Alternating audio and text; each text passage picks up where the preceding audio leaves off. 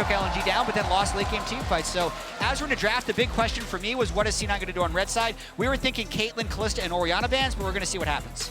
Yeah, this is a big moment. You come into a game, it's a best of one. You got to have the best draft possible prepared in this very contentious matchup. Ooh. There's the Renata. We've been talking a little bit about how that has been climbing in priority, and they're just going to take it away from Keria altogether. Yeah, so this generally means Kalista or Orianna are going to be going through, which is not something that C9 has let through, and Orianna is something that Faker has played both games. Yeah, this is a really big question, right? If you feel like you can conquer Faker's Orianna, Chovy could do it. They'll ban the Azir. This is a pick that Faker has often been reliant on. We'll see if T1 will actually take the Kalista first here and break tradition from what we've seen from them so far, or if it is going to be the Orianna. They'll actually go to Guma Xayah. Now, this pick has such an insane win rate at this tournament, and it has been the best teams that are prioritizing it the highest, and it's one of Guma's best as well. Yeah, Xayah itself is 11-2 at the World Championship. It's the most wins that any champion has won in the main stage thus far. And it was also Guma's most played in summer. Yeah, I mean, I was just going to touch on that. Guma is so strong on this pick. I'm glad that at least they take the Rakan away, because we saw a little bit of Xayah Rakan getting through yesterday. Weren't too happy about that on our side, but C9 is going to take that one away. They also take away Faker's Orianna, which is the only thing he has played so far, but I do have to say that first pick, Xayah, still very valuable here for the side of T1. Now, Faker has gone back to Nico a lot in these types of scenarios where his priority pick is gone, the Azir is taken away, and I think he might actually save counter pick for the later part of this, but it will be the Rumble they pick up here for Zeus first, so already two top-tier picks going over the side of T1. We'll see if they want to grab an Alistar here as well. Doesn't show a whole lot. It's a top-tier support pick, one that Keria is very good at. And I think that if you want to hide Faker's pick for now and see if C9 are interested in going deeper down that rabbit hole, the Alistar's one of the safest picks you could grab here right now. Yeah, it looks like they're actually going to keep support and mid to basically pinch C9's ability to ban out a specific role, but kind of just straight up power picks for T1 so far. Jarvan Rumble synergy is going to be really high. Rumble's a champion that hasn't made it through all that much. It's been banned 12 times so far in the main stage, the fourth most banned of all champions. But, I mean, there's a chance we just go through this entire draft 0 Kalista, so even though it was the most banned champion thus far, it'll go unpicked, unbanned this draft. Yeah. Now, Zeri going to come through here for Berserker as the 80 carry pick. So Zeri Rakan, very strong in the late game. You have so much setup for this Zeri, and even though you don't have a front line in this draft just yet, there's a lot of strong picks you can utilize, like Cassante, that will give you that front line. We'll see if T1 want to take that away. You also have a pseudo front line, and that Rakan can hold choke points. You have Orianna to hold choke points. You can buy a lot of space for Zeri in a composition like this. Let's see if T1 want to keep the focus on that Cassante. The answer is yes. Cassante has been all over the Rift, as we have seen so far at the world stage. The Nautilus against the Zeri taken off the board here. What is going to be this last ban for the side of C9? Could just be the Alistar, you know, I was talking about a lot here. Just seems like a really safe choice. You can pinch that support pool because Faker is a bit of an unknown here in this draft, but you know what the top tier support picks are for sure, and it's a no-brainer here.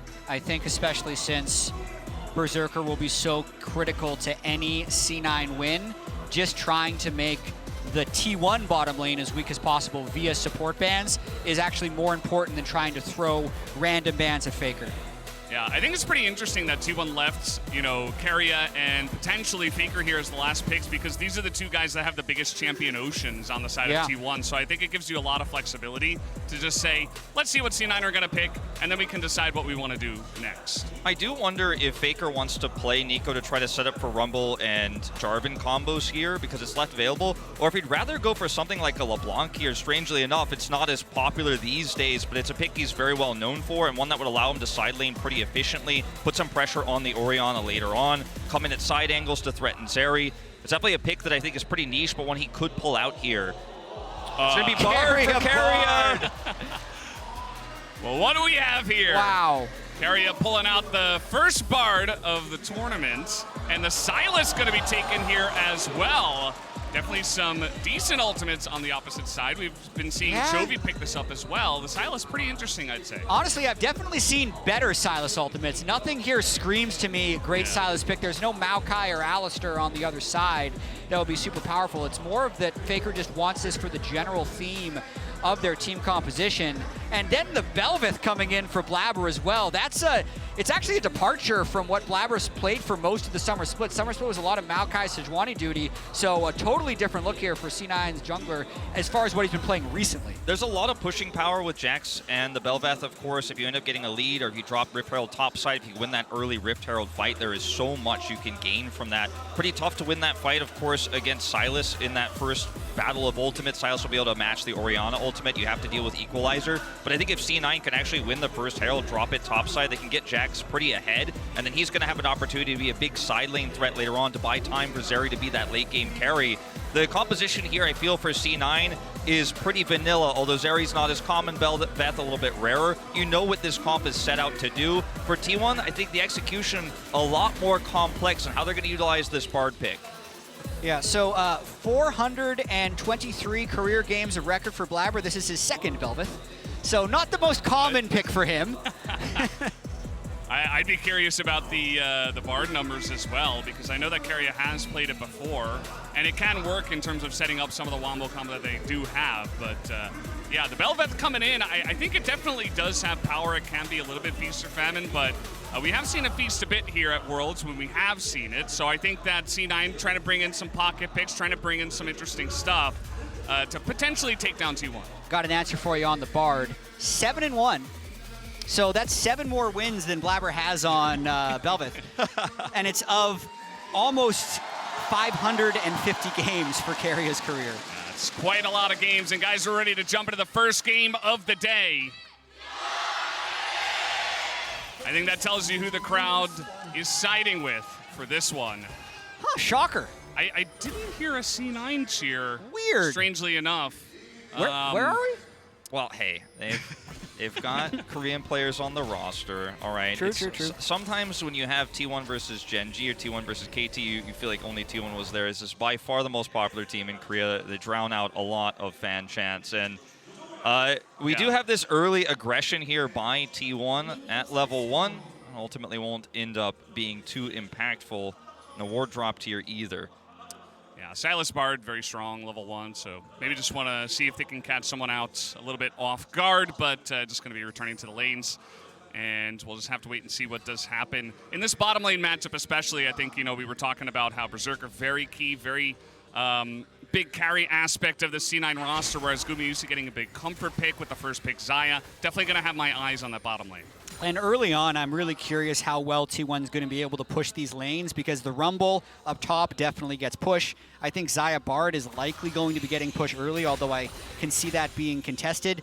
So it's this mid lane where you would think Orianna can get shoved early in the lane just because it's range versus melee, but then that's also going to be Owner's first look for where he's going to be ganking, because the way T1, I feel like, has tried to default their playstyle is a little bit back to how they were winning about a year ago, where they just try and push every lane, play super aggressive. So I think that's what T1's going to be going for this game, and MNS needs to make sure he has really good wards, and he needs to push as well, so that there's not 3 lanes getting pushed in, which would stop Blabber from having any river access. Yeah, looking to try to use the moments when Faker is clearing to actually get some damage in with his Q, as he did there, trying to keep the health slightly to his advantage, to use the range advantage there as best as he can to get one of those wards up. Blabber will be seen, speaking of wards here, by this one, as he does come down towards Owner's portion of the jungle.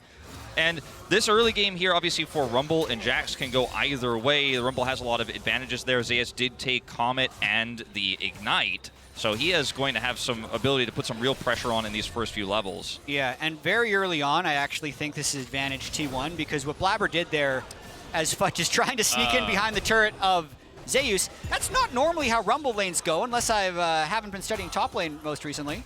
We have seen a few times that Jax will try to go at level 3, level 4, like right on the cusp of that, and actually proxy that wave so they can avoid the harassment, but he kind of failed it there, and will take a bit of damage. Meanwhile... Uh-oh, they just line up for it. That's a lot of poke damage. Got to be careful about that. We've been seeing a lot of summoners burned early in the bottom lane of this world so far. Yeah, so I think good start by Fudge in the top lane. He'll be able to get a recall off there. The problem for Blabber is he's not going to get access to this bottom Scuttle Crab, most likely, because the Xayah Bard is already there early. It will depend, though. MNS's condition is very good, so there could be, I mean, Blabber being able to get this because of MNS's condition is very strong. This is going to be huge here. We'll be able to pick this one up. You see the push in mid also going to be able to help, as M&S could come down and assist. Keria looking for the journey. Nice juke. Yeah, not going to hit that one. Berserker just keeping his cool. Very important to do that, especially with both the supports on the roam. Got to be careful. Yeah, and that magical journey is going to be very useful for setting up flanks for the Sylas later on, setting up flanks for Jarvan later on. It does work very well with this composition. The ultimate as well can really put a damper on Jax trying to flank, depending on how Keria wants to utilize it. As you mentioned, Fudge will be able to come back to lane with that proxy without burning his teleport. Feels very nice to do. Yeah, and I think M&S, whether or not he's able to hold on to his flash, is going to be so critical this entire game. Nice steal there by Owner, recovering from the earlier crab. But basically, you can see Fudge, Blabber, Sven, Berserker, they have all ways to escape a Jarvan or Bard ultimate. M&S really doesn't. So if he ever is without flash, they're going to very easily be able to kill him. Owner beginning to bully a bit here in the enemy jungle. He's just going straight at Blabber. He's got the push in the top side. Blabber is not going to hit that one. He's taking damage from the little Krugs here, and he nearly loses his life, but he is going to flash out of this one, as now here comes Keria, flash forward, extremely aggressive, and once again Berserker just going to kind of laugh at him. And they're just putting pressure on in top side and bottom side here in the 2v2 once again. Keria using the journey to put that pressure on, does commit the flash this time around, doesn't find a ton of success, but they are really just trying to tax C9 everywhere. Knowing Blabber was topside, knowing he was pushed out there, he's forced to flash, and Fudge, now level 6 is up. Oh, he's taken way too much damage from that equalizer already. He's going to go straight into the death chamber. First blood given over to Owner in the top lane. I mean, that was just perfectly done. That play was about 45 seconds in the making as well. Jarvan invading Blabber's jungle, pushing him down. Also, Zeus maximizing his experience to hit 6 at the right time. Very, very hard for C9 to counter that. Big play for T1. Yeah, he's going to be able to pick up his Sork shoes as well off of this play, and yeah, he doesn't have teleport, but the wave is fine. He's going to be able to get back to lane without really any cost here. Fudge at least was able to, proxy that wave and return to lane on that first back without using his, so he can get back to lane right away, but that's a massive amount of gold going into a Rumble's pocket early on. Yeah, it's a pretty good start for T1. Yeah, feels pretty good for them. I'm sorry, Jet. So far. It's not great. We'll see how this game develops. T1 did struggle a bit against TL early, but he's got the shockwave and he's looking to get the flash, and that he will. M&S just going to get out of dodge. That's all Faker needed to do. He didn't have to burn any summoner spells in order to get the flash of M&S, so now when Jarvan hits level 6, he can just move in and ult M&S if M&S ever moves past the halfway point. So not only do they get the top kill, they get the mid summoner spell flash that they needed, which lets them move to this Drake pretty uncontested. Well, I was going to say, when you use that at that timing to grab flash, then this is before 6, but Owner can use his flag and drag to threaten that with Faker stealing the shockwave, and now you've grabbed Dragon Control. And I mean, this is just T1's map to rule right now. All right, Berserker trying to take an aggressive trade here. He's level 5 against Guma's level 5. Does have some help from Blabber, who was shadowing them down on the bottom side of the map, but not going to amount to too much. Skooma just walks away from this one as double control ward. It's going to be some free gold over to C9, I suppose. Take their time killing those. Just a quick reminder on what's at stake here as well. Both these teams are 1-1 in the Swiss stage. A win won't advance them, a lose won't eliminate them, but it will put them into either an elimination game or a promotion game. So 2-1 is obviously way better, because then that means you'll get 2 chances to play best of 3s, where if you win 1, you'll advance. Loser goes into the 1-2 pool and will be on the brink of elimination. And there are some top teams down there as well. There will be after today. And Keria here, a little bit overextended, just going to grab some Stealth Thief's Edge stacks, and they're not going to commit anything towards him, despite his flash still being down. His Owner's not done yet with this harassment here on the top side. He's got level 6. Yeah, this time it's even more powerful. He has the push in the top side again. The ult blown down on the bottom lane. Those Sven going on in as Keria just trying to walk this one out, but the Zeri ultimate just going to push T1's bottom lane back, as they will not take that fight at this point in time. Yeah, C9 doing their best to try and make something happen. That top side is just getting absolutely steamrolled, though, by T1. Really rough start for Blabber. You really would love to be able to get that first Rift Herald as the Belveth, but he is just behind in experience since that early invade by Owner, since the Rumble has been able to push top, and is really struggling to get the farm you need to take over the game as Belveth. The no magic mantle that Fudge has right now isn't going to be doing too much at this stage, obviously with the Sork shoes already online, and You know, if you lose this Herald as C9, you're not going to be able to get Jax accelerated for the mid game. It's just not going to happen. Belveth, as we were talking about in the draft, would love to have that power, get Jax some additional plates, but as it is right now, he just doesn't have any agency here on the top lane. Now, they did stop the Herald take here. They are grouping for this. This is going to be really interesting because Sven left a while ago, leaving Berserker down bot lane for a long time. It's allowed Keria to push the wave, recall, and now be on the way to Rift Herald, which wouldn't give C9 time to kill it. 2v2 at the top side. The Equalizer getting some big value, and now Owner is going to join up with this one as they do want to extend this play, but not sure if they want to overextend as Sven has come on in. The Flag and Drag goes in out to the Rakan. His Owner just doesn't give a damn. He has Keria behind him, gets him in the death chamber. As the ultimate comes out, and everybody is going down on the side of C9 in the top lane. T1 just burning them to a crisp in the top lane. Well, that'll be 4 kills for T1 now in this early game, an over 2,500 gold lead, and it was off the play there. Owner's top side, he saves Cataclysm so long there to make sure he can get the most value out of it. Then Keria gets the double ultimate there to lock 2 in place, and Guma, he's gonna force the flash, has to use his ult, but that's still gonna be a win. You'll always trade your ult for that flash there.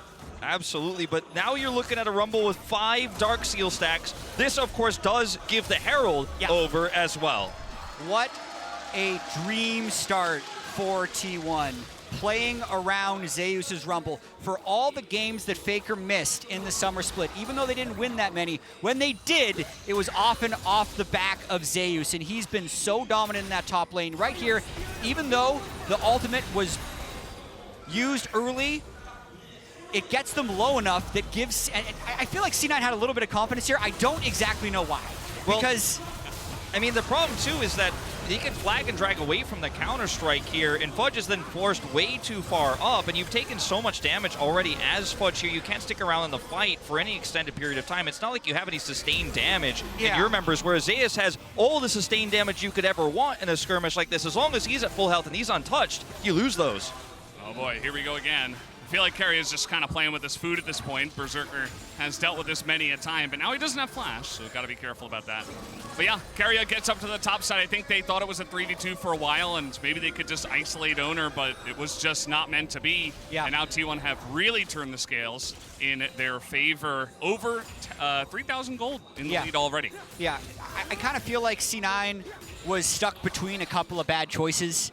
Either they just reset and let the Rift Herald go over, in which case they're already down in gold, they're getting bled out, Belveth falls further behind, or go for a low percentage play, which has bigger drawbacks if it doesn't work. And unfortunately for them, it did not work. The second dragon is spawning. T1 also has control of the river. So C9 is absolutely on the back foot, and T1 is, I feel like, in their comfort zone. This is what they live for. Big gold lead, able to engage any fight they want, and they're doing it.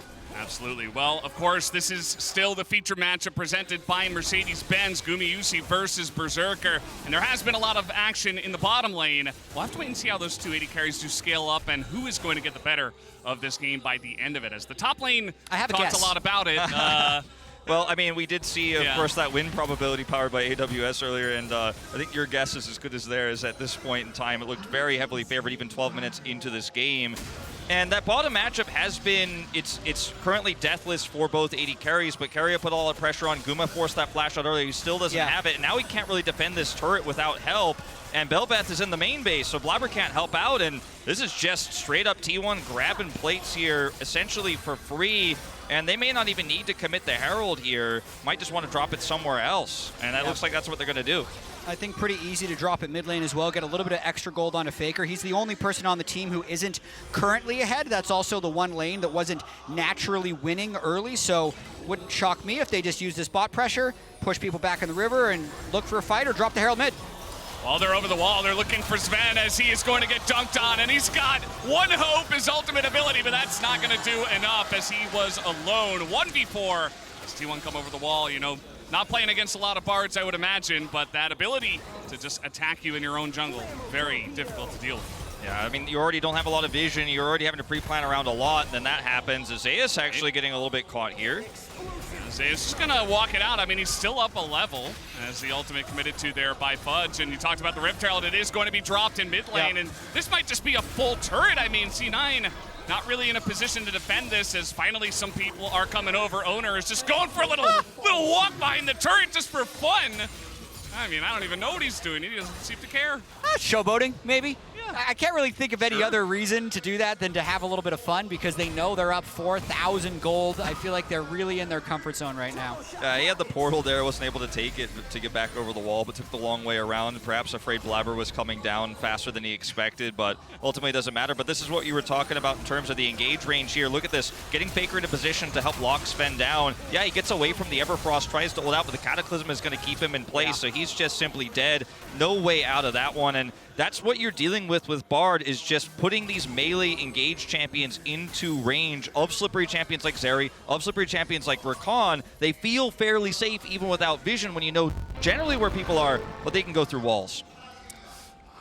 Looks about right. MasterCard lane economy snapshot. It is, well, Faker's only up 31 gold. The rest of the map, very heavily favored on the top side, plus the plates you would imagine down on the bottom side that give Guma and Keria their lead down there.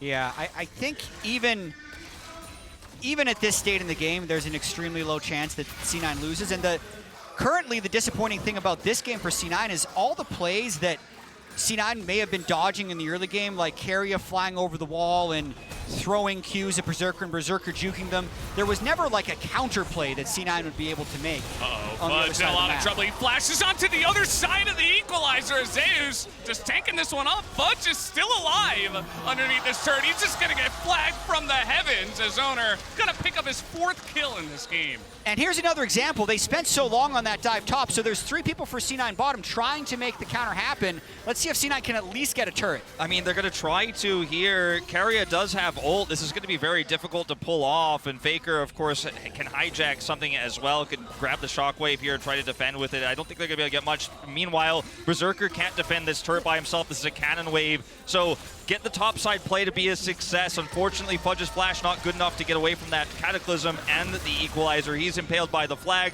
They lose top turret, mid turret's down. They find nothing bottom side. 15 minutes and 45 seconds in. Those bounties are up, objective bounties are up, but there is just nothing to take on this Rift. And I mean, we are on pace. I'm not saying it's going to happen, but we are on pace for a perfect game here potentially for T1. Yeah, I mean, Wolf, you've been here for the summer split struggles of T1. I have, yes. Right. The MSI disappointment, Faker's wrist injury, falling to, what was it, 7-7? Yeah. And then Faker coming back and kind of scraping the team through playoffs. Where would you put how they look in this game compared to how they looked in the summer split? They look very coordinated, and the thing that happened when Faker was gone, it was not that Poby, his replacement, was so weak comparatively they couldn't play the game. It was really just about the lack of shot calling, and they had a clear game plan to play around Zeus this game, put the pressure on bottom side at the same time.